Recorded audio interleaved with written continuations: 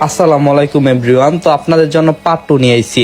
তো বেশি কথা না কইয়াম, কি হয়েছিল 8 বছর আগে গল্পের পার্ট 2 শুরু করে দেই। আর আজকের কপিলিং টার্গেট হইল মাত্র 4000 আর 1000 কমেন্ট।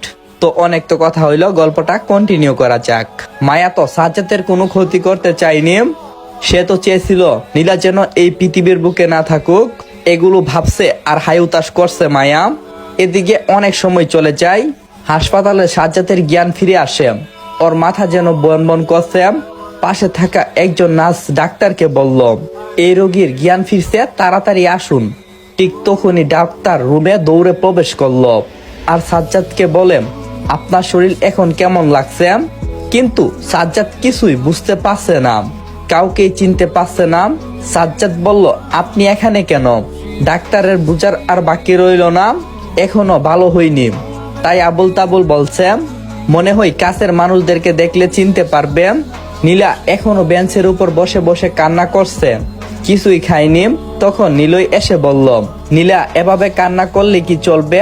তুমি শক্ত হও, কারণ সাজ্জাদের জন্য হলেও তোমাকে বাঁচতে হবে। জান্নাত বলল, নীলা এই নও, এই খাবারগুলা খেয়ে নও। কিন্তু নীলা কিছুই খাবে না। তাই জান্নাত নিজ হাতে নীলাকে আস্তে আস্তে করে খাবার খাইয়ে দিল। ঠিক তখন নীলা বলে উঠল, আচ্ছা নীলয় ভাইয়া, সাজ্জাদ কি বাঁচবে? সাজ্জাদের কিছু হবে না তো? ওর কিছু হলে আমি বাঁচবো না, আমি মরে যাব। নীলয় বলল, আরে পাগল, এসব কি বলছো? আল্লাহ যদি চাই কিছুই হবে না। তুমি দোয়া করো যাতে সাজ্জাদ আমাদের মাঝে ফিরে আসে। আর আল্লাহ তাআলার উপর একটু ভরসা রাখো, দেখো কোনো কিছুই হবে না। সত্যি বলতে আমাদের বিপদের সময় আমরা একজনকেই স্মরণ করি, তিনি আর কেউ না, আমার মহান আল্লাহ তাআলা। যে কোনো বিপদে আমরা একজনের উপর ভরসা রাখি, তিনি হলো আল্লাহ তাআলা। আল্লাহ তাআলা যেন আমাদের সকলের বিপদে নিজে সহায় হন, আমাদেরকে উদ্ধার করেন। তাই আমাদের সকলের উচিত শুধু আমাদের বিপদে না, আমাদের ভালো সময়েও আল্লাহ তাআলার ইবাদত করা আর তাকে সবসময় স্মরণ করা। নীলয় নীলাকে কথাগুলো বলে সেখান থেকে উঠে, আর নীলা তখন জান্নাতের উপর তার মাথাটা রাখে, শুধু কান্না করে যাচ্ছে। ঠিক তখনই ডাক্তার বের হয়ে এসে বলল, এই যে শুনছেন, আপনাদের পেশেন্টের জ্ঞান ফিরছে। চাইলে একজন একজন করে দেখা করতে পারেন, তবে সবাই একসাথে যাবেন না। কথাটা শোনা মাত্রই নীলা বলে উঠল, আচ্ছা তাহলে আমি দেখা করতে যাব। এই বলে নিলাম ডাক্তারের সাথে সাজ্জাদের কেবিনে প্রবেশ করলাম। সেখানে গিয়ে সাজ্জাদকে দেখে খুব মায়া লাগছে, কারণ যে মানুষটাকে সে ভালোবাসে সে মানুষটা যে আগের মতো নেই, অনেকটাই শুকিয়ে গিয়েছে। সবকিছু তো অনেকটাই সুন্দর ছিল, কিন্তু হঠাৎ করে একটা অ্যাক্সিডেন্ট সবকিছুই কেড়ে নিল। নীলা তখন সাজ্জাদকে বলল, তোমার কেমন লাগছে? কিন্তু সাজ্জাদ শুধু হা করে তাকিয়ে আছে, কিছুই বলছে না, কারণ তার মাথায় প্রচন্ড আঘাত পাওয়ার কারণে সাজ্জাদের ঠিক মতে কথা বলার শক্তিটিও যেন হারিয়ে ফেলছে। তখন মায়া বলল, থাক, কিছু বলা লাগবে না, তুমি রেস্ট নেও, আমি তোমার জন্য অপেক্ষায় আছি। এই বলে নীলা সাজ্জাদের হাতটা ধরে বসে রইল। নীলা তার হাতটা সাজ্জাদের সাথে লাগা মারতই সাজ্জাদের যেন কোনো একটা কিছু অনুভব হচ্ছে, সেটা অনেকটাই ভিন্ন।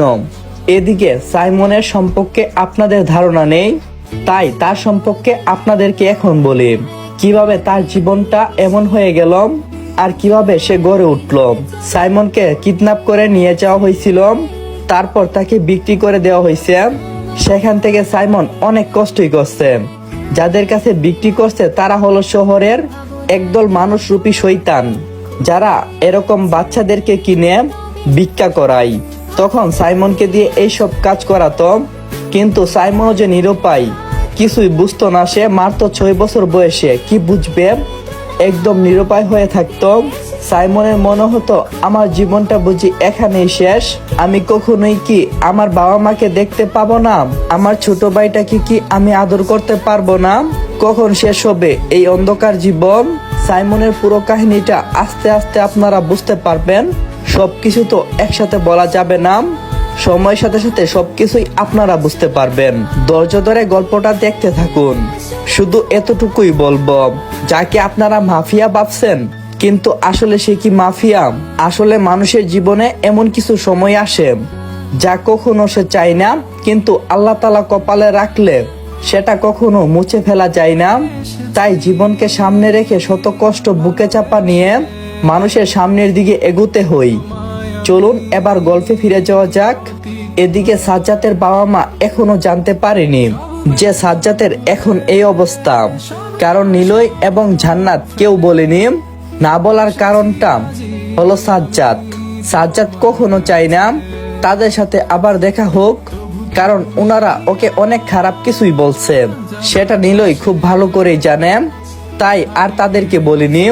কিন্তু নিলয় ভাবছে তাদেরকে একবার হলেও বলা দরকার। তাই নিলয় কি করলো, সাজ্জাদের বাবার নাম্বারে কল করলো আর বলল, আঙ্কেল কেমন আছেন?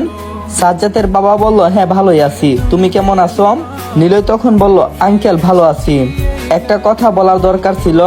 সাজ্জাদের বাবা বলল, বলো কি বলবে?